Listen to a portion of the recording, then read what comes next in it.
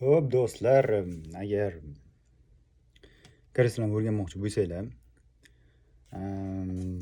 mana bunaqa listoklar bilan o'rgansanglar, mana ko'rinyapti menimcha.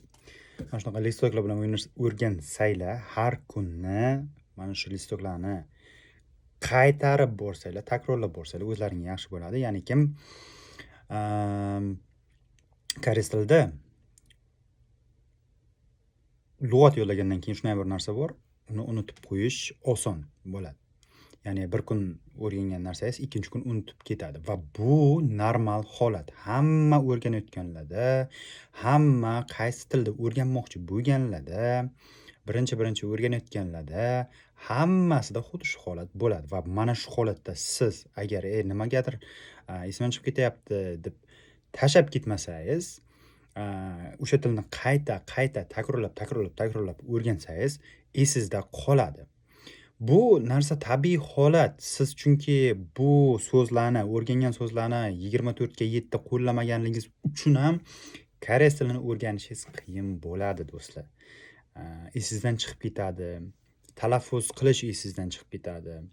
O'zbekcha o'sha so'zni bilasiz-ku, lekin o'shani tarjimasi esingizdan chiqib ketadi. So'zlarni bilasiz. O'zbekchada yodlaganingizni bilasiz. O'zbekcha koreyscha qilib yoki bo'lmasa qaysi tilda hozir o'rganayotgan bo'lsangiz, xuddi o'sha narsani bilasiz, lekin esingizdan chiqib ketadi va bu tabiiy holat. Bu holatda faqat birgina yo'li takrorlash. Mnemonika texnikalarini foydalansangiz ham bo'ladi, lekin baribir o'sha osnova deydi, ya'ni asosi takrorlashga borib taqaladi. Любой bir usulda, любой bir so'zda, qaysi bir tilda o'rganayotgan paytingiz takrorlashni regularni, ya'ni davomiy, har kunlik qilmasangiz,